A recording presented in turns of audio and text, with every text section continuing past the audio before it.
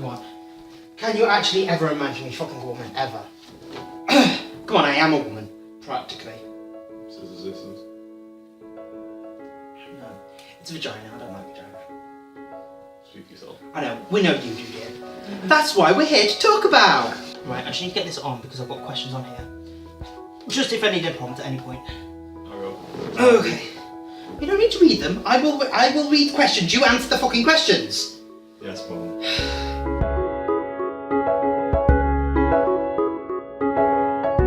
Hi everyone, welcome to Tina Talks. I have again with me my friend John, who's here to talk about pansexuality and bisexuality. So obviously straight away, I think we need to just explain that you identify as pansexual, and I just kind of want you to just explain what pansexual means to you. Alright, well, pansexuality is basically the attraction to all sort of genders. Mm-hmm. So most people usually see two genders, male and female, but there's a lot more to that. There's obviously trans males, non-gender binary, every sort of aspect of that, which you wouldn't consider one of the two. I find people attractive if they're attractive. I don't see sort of, oh god, that's a guy, ew, no, or oh god, that's a girl, ew, no, or them either. Asexuals, I don't seem to differentiate. If someone's hot, they're hot. Yeah.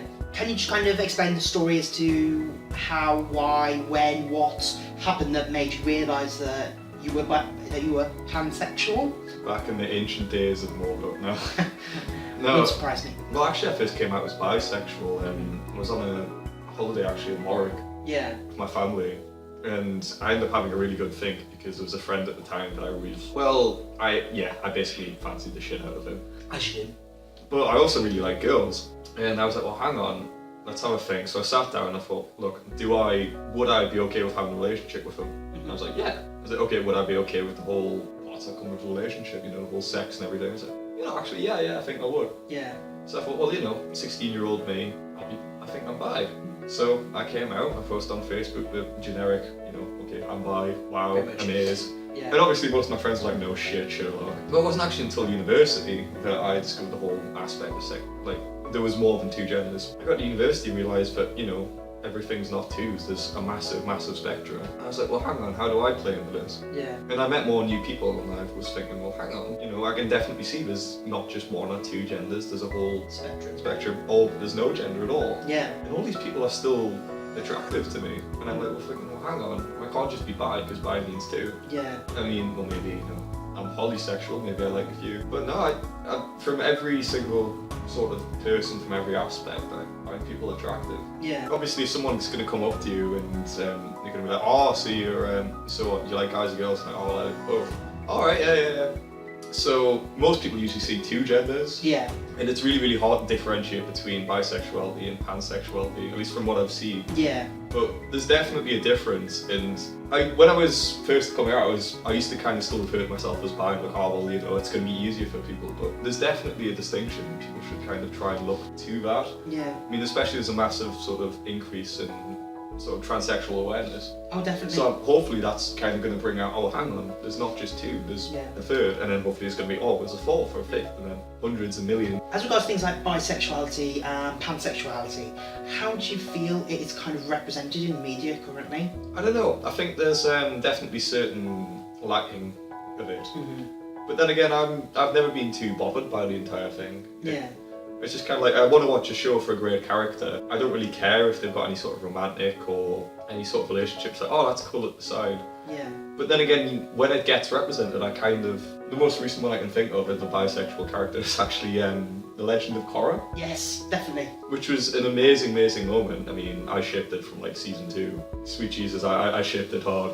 But well, it was kind of more of a thing at the end, but they tagged and it they on, hinted it. Which was a bit wasn't hard. Anything that was that, like the way that they ended it. I thought there was going to be another series. Yeah. And that's when it was going to become a thing, and I was really excited for that. And then it was like, that's the end of it, and I was like, so you wanted to go out with a bang, so that's how you decided to do it. Was suddenly make it like bisexual, and it's like, yes, that's a good thing to represent, but you're not representing it enough. If you want to go out with a bang, have a making out with her and whatever else. There was barely anything. Like, I think the most that it was a while ago that I watched it. But the most I think I can remember is the fact that they decided that they basically walked into like an oblivion type thing, we're holding hands. And that was basically Spirit it. World. Yeah. Yeah, that's it. I knew it was something, but I wasn't sure if it was Spirit World or if it was something else. But Yeah. Spirit World, wasn't it? Yeah. So they walked into the Spirit World together, holding hands.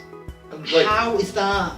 Yeah, I would have wanted more, but then again, afterwards, like the artists released all these. It was for some sort of awareness campaign. Yeah. There's all these like really, really high quality pictures of them like on a date going through. Yes, I I thought saw that's that, really, really amazing. It's a case of they didn't release it for the actual footage. Yeah. It was leaked after, and there's actually no way of really telling if it was actually published by them and was meant to be in the footage, or if it was by fan art, really. Yeah. Because there's no way if you'd ever be able to tell that. Because yes, for someone they can put their name on it, someone can put their name on it. Anyone can do that. Yeah. The fact that they didn't release it with the show means that the show still isn't, like, the producers and Nickelodeon aren't willing to put that out there for children to see. Because seeing two girls holding hands walking into sunset together, they're best friends. That's all it shows. Yeah. It doesn't show any kind of sexual relationship there. See, and that's where I think it's wrong. When you get a bit higher up, I mean, my favourite character in like if anything ever is probably going to be John Constantine from the Hellblazer series. Now he's brilliant. In the older ones, he's he's bi, but you can be argued that he's just straight. So obviously he makes a few off remarks like, you know, I've had a few flings with girls, a few guys. And in the new ones, he's quite honestly pursuing this guy. There's this guy in the shop that he meets. He's clearly chatting up in his like little foretext. He's going, oh, something's telling me I want to fuck the brains out of this guy. Yeah. And then previously you've seen him do it.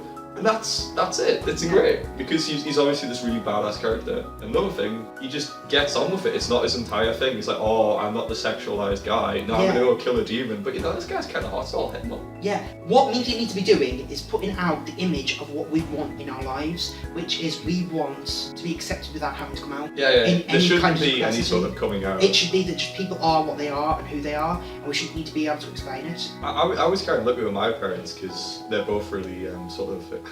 I actually remember I came out the next morning because I had this whole like shine the light, God descended and was like, ha ha ha, you're not straight.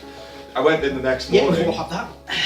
And they were eating breakfast and I picked the, unintentionally, very specific time my stepdad was eating a sausage. Yeah. I like guys. Yep.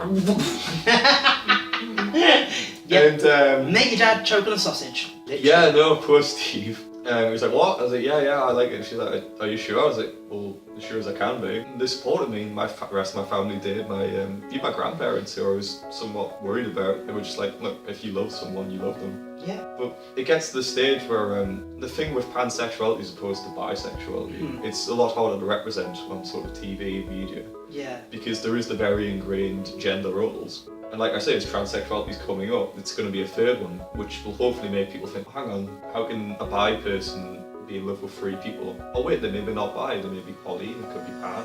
I kind of have this feeling that there is quite a negative view towards bisexuality and pansexuality. Do you agree with that? And if so, what do you think can be done to kind of change that view? There is and there isn't. So I guess I'm kind of lucky I've got you guys as friends. I don't really got much half you guys are somewhere on the spectrum, not a bit straight, okay, and they won't judge. I think we're getting a lot more progressive. Yeah, definitely. So if I was sitting here about 4 years ago, I'd be like, oh god, no, I could never talk about this. Yeah. I'd want to keep it very closed in, and there was a few people that like back in school were kind of like, oh no, don't fancy sleeping in the same room, oh god, you like guys, you're probably going to touch me. Yeah. I was like, please, I've got standards. Exactly. I'm not exactly the smallest guy in the world, so it mightn't be the same for me as if it was for someone like small and cute, or like someone who's really kind of timid and like massive or anything. But I can be sort of outgoing-ish. You're rather timid until you've had a drink, and then you suddenly become a loudmouth. Which is helpful. One end to the other. So I usually have a drink. He doesn't have blood, he just has alcohol. Yeah, my ethanol gets transferred. It's his alcohol system. It's awesome. I still don't think I'm at the stage where I could just go up and straight up go, oh, hi, you know, I'm John, I'm Pans. But at the same time, like, if it comes up in conversation, I'm not going to hide from it. Yeah. Which is really good, and most people are really, really understanding, and he's always like, the straight guy's like, oh, okay. So you're like, guys, so what would you rate me out of 10? And like, the amount of times I said, if I had like a quid for that, I would be richer than Bill Gates. It is quite good, though, because I think that's something that I think in the gay community we're getting that a lot more of. You have a lot more people that are more explorative about their sexuality and gender, so they will ask more questions without being judgmental. They're curious, Oh yeah. And things like, I always see that when a straight guy turns around and says, how would you rate me out of 10? They're not interested in having sex with you at all.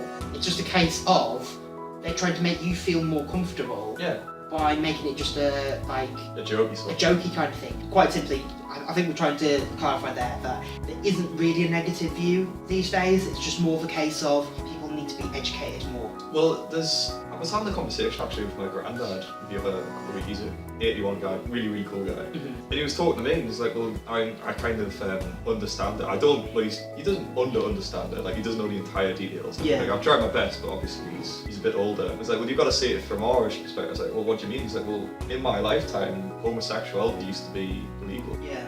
So there was, I don't know if anyone's seen The Imitation Game, about Alan Turing. I recognise the name of it, but I can't remember if I've seen it. There was this gay guy, Alan Turing, who ended up cracking the Enigma code. Oh, right, yes, him. Yes, we were discussing this the other day, actually. Yeah. Yes, yeah, okay, carry on.